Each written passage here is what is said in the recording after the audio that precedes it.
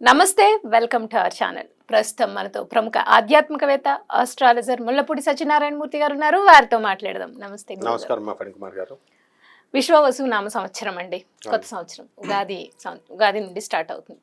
So ఎప్పుడు కూడా అయిపోయిన సంవత్సరం ఎప్పుడు మనం కష్ట నష్టాలు అన్ని అనుభవిస్తాం కాబట్టి రాబోయే సంవత్సరం మీద ఒక హోప్ ఉంటుంది.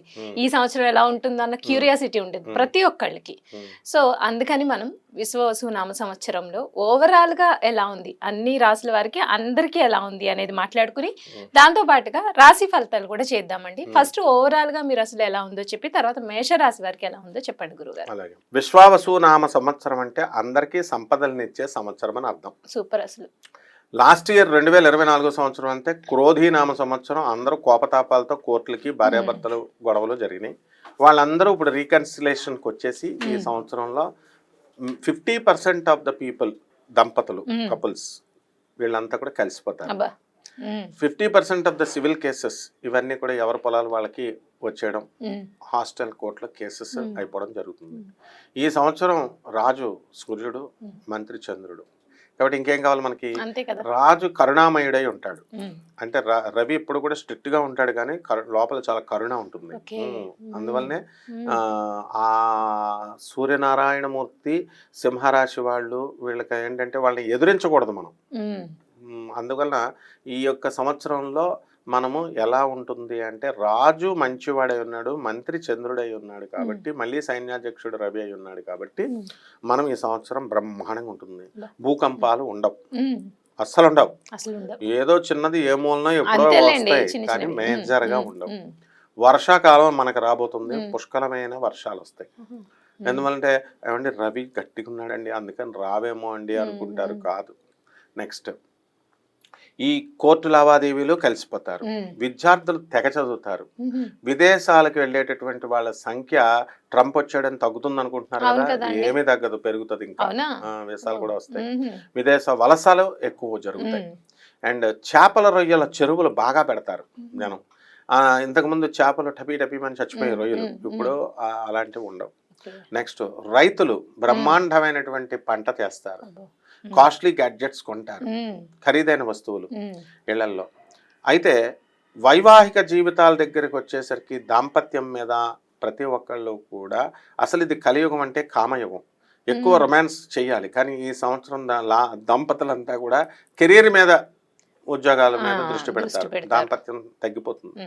అందువలన సంతానోత్పత్తి తగ్గిపోతుంది ఈ సంవత్సరం, పిల్లల సంతానం మీద అంతా కూడా.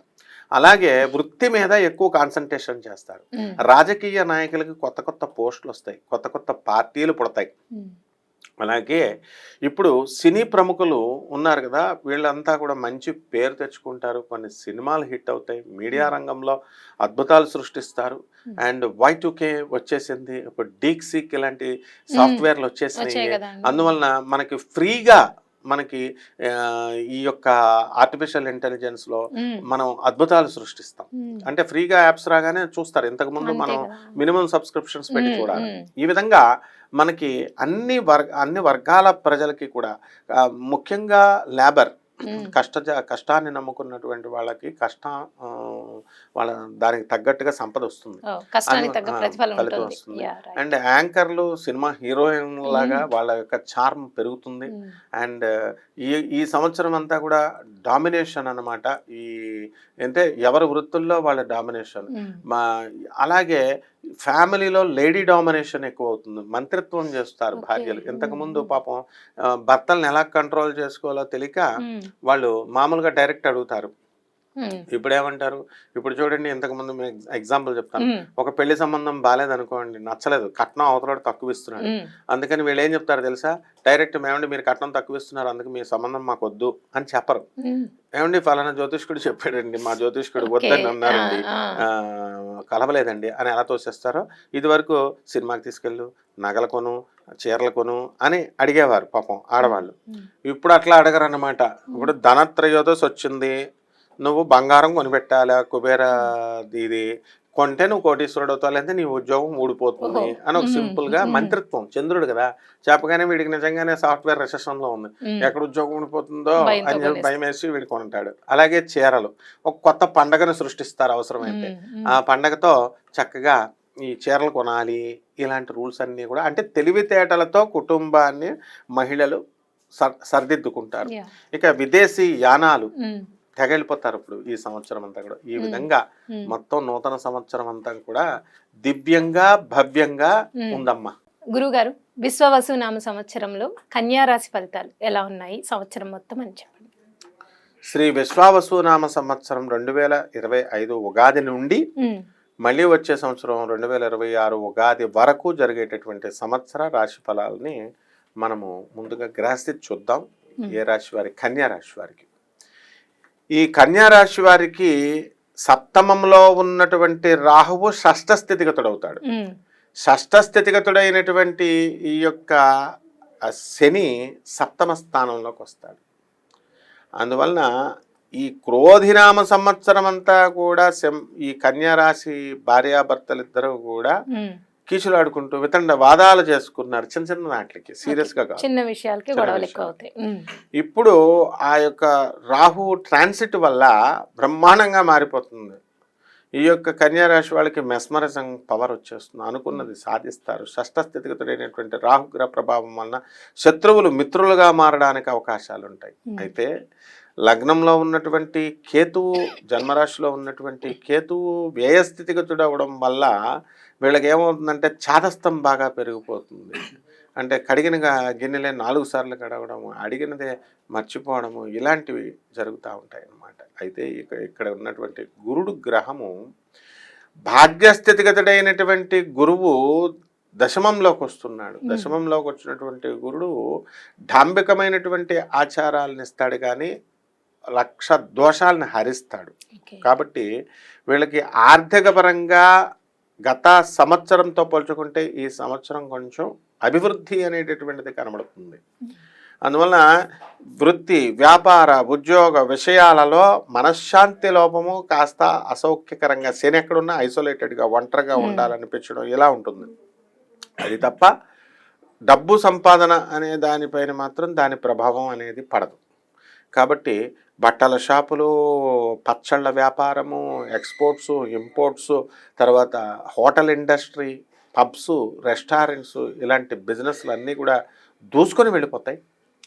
మహిళలకు ముఖ్యంగా ఈ యొక్క సప్తమ స్థితిగతుడైనటువంటి శనిగ్రహ ప్రభావం వలన వీళ్ళు ఎంతో కష్టపడి ఆడపడుచులకి, అత్తమామలకి, బంధువర్గాన్ని అంతటికీ కూడా వీళ్ళు చేసినప్పటికీ కూడా వాళ్ళకి తగిన గుర్తింపు అనేటటువంటిది రావదనమాట. అండ్ మోస్ట్ ఆఫ్ ద కేసెస్లో ఈ కన్యా రాశి వారు ఇప్పుడు భార్యాభర్తల మధ్య ఎక్కువగా గొడవలు నడుస్తున్నాయి, కోర్టు వ్యవహారాలు నడుస్తున్నాయి. వాళ్ళు ఈ గదిలో ఉంటే ఇంకొక గదిలో భర్త మెసేజ్ల రూపంలో కాఫీ పంపు, ఇలాగా ఎవరు వంట వాళ్ళు ఫారిన్ కంట్రీస్లో ఇలాగే జరుగుతున్నాయి కన్యా రాశి వాళ్ళకి. ఇవన్నీ కూడా ఇప్పుడు ఈ సంవత్సరం ఫుల్ స్టాప్ పడిపోవడానికి అవకాశాలు ఉన్నాయి. అందువలన ఈ యొక్క రైతుల దగ్గరకు వచ్చేసరికి రైతుల వ్యవహారం అనేటటువంటిది ఇప్పుడు ఇంప్రూవ్మెంట్ ఉంటుంది. రైతులు డబ్బులు బాగా సంపాదిస్తారు, అప్పులు ఇవన్నీ కూడా తీర్చిపడేయడం అనేటటువంటిది జరుగుతుంది. అలాగే ఇనుప వ్యాపారాలు ఇలాంటివి కనుక, ఆయిల్ వ్యాపారాల్లో లాసులు రావడానికి అవకాశాలు ఉన్నాయి. టాటా స్టీల్స్ ఇలాంటి స్టీల్ ఫ్యాక్టరీస్ ఉంటాయి కదా, ఐరన్ అండ్ స్టీల్, ఆ వాటిల్లో షేర్స్ ఉన్నటువంటి వాళ్ళకి వాళ్ళ కోరుకున్న గ్రోత్ అనేటటువంటిది పెద్దగా రాదు. దిస్ డిసప్పాయింట్స్ దిస్ పర్సన్ అనమాట. సో ఆ విధంగా ఈ యొక్క కిరాణా బిజినెస్లో కూడా బ్రహ్మాండంగా ఉంటుంది. అండ్ ఈ సినిమా యాక్టర్లు, తర్వాత యాంకర్లు, ప్రొడక్షన్ వింగ్, కెమెరామ్యాన్లు, ఈ యొక్క ఫీల్డ్లో బ్రహ్మాండంగా ఉంటుందన్నమాట. అలాగే పెళ్లి కానటువంటి వాళ్ళు ఎవరైతే ఉన్నారో అటువంటి వాళ్ళకి పెళ్ళి అవ్వడానికి అవకాశాలు ఉన్నాయి. సంతానం లేనటువంటి వాళ్ళకి IVF సహాయంతో అవనండి ఎలాగో అలాగా సంతానాలు కలగడానికి అవకాశాలు ఉంటాయి. ఆ విధంగా ఈ యొక్క రాశి వారంతా కూడా, ఈ కన్యా రాశి వారు నిశ్చితార్థాలు ఇవన్నీ కూడా పెట్టుకోవడం జరుగుతుంది. అంటే వివాహానికి తగ్గట్టుగా మళ్ళీ అంత ఖర్చు చేసి మరి మనకి ఈ యొక్క నిశ్చితార్థాలు అనేటటువంటి జరుగుతాయి. ఆదాయాలకు పోటీగా రెండు కూడా బరాబర్ సమానంగా ఉన్నాయన్నమాట. ఆదాయ వ్యయాలు అయినప్పటికీ కూడా ఖర్చు ఎక్కువగా వీళ్ళు పెట్టడం అనేటటువంటిది ఉంటుంది. రాజ్య పూజ్యత ఎక్కువగా ఉంటుంది. అయితే ఒకటే ఏమిటంటే వీళ్ళందరికీ కూడా ఈ కన్యా రాశి వాళ్ళకి ఒక వ్యక్తి వలన మనశ్శాంతి లోపము అనేటటువంటిది క్లియర్గా కనబడుతుంది. ఎందువలనంటే శుక్రుడు చాలాసార్లు రాహుతో కలవడము, అదేవిధంగా ఈ యొక్క గురువు పైన అనేక సార్లు ఈ యొక్క క్రూరగ్రహ దృష్టి అనేటటువంటిది పడడం జరుగుతుంది. కాబట్టి ఈ యొక్క డిప్రెషన్స్, ఇలాగా ఒంటరిగా ఉండాలని కోరుకోవడము, ఇలాంటివి మినహా మిగతా అన్ని విషయాలలో బ్రహ్మాండంగా ఉంది అని మనం చెప్పవచ్చు. అయితే కన్యా రాశి వారికి ఈ విశ్వవసునామ సంవత్సరం మొత్తం కలిసి రావాలంటే వారు పాటించాల్సిన పరిహారాలు ఏంటి, అలాగే వారికి కలిసి వచ్చే రంగు, అదృష్ట సంఖ్య, కలిసి వచ్చే రోజు, పఠించాల్సిన మంత్రం గురించి చెప్పండి. ఈ కన్యా రాశి వారికి 23 అదృష్ట సంఖ్య ఈ సంవత్సరానికి గాను. చిలకాకు పచ్చ రంగు అదృష్ట కలర్ అన్నమాట. అలాగే ఈ వీళ్ళకి కలిసి వచ్చేటటువంటి వారం వచ్చేసరికి బుధవారం. అలాగే బుధవారం నాడు మరి 23వ తేదీన కనుక వీళ్ళు ఏ పనైనా కనుక స్టార్ట్ చేసినట్లయితే సక్సెస్ అనేటటువంటిది వస్తుంది. అలాగే ఈ కన్యా రాశి వారికి సాంప్రదాయబద్ధంగా వీళ్ళకి మనం ఏం చేసుకోవాలి అంటే శని జపము, శని స్తోత్రాలు, శనికి కిలోంపావు నల్ల నువ్వుల్ని, నల్లని వస్త్రాన్ని ఇచ్చి పేద బ్రాహ్మణులకి శనివారం నాడు ఉదయం 8 గంటలకి దానం చేసుకోవడం.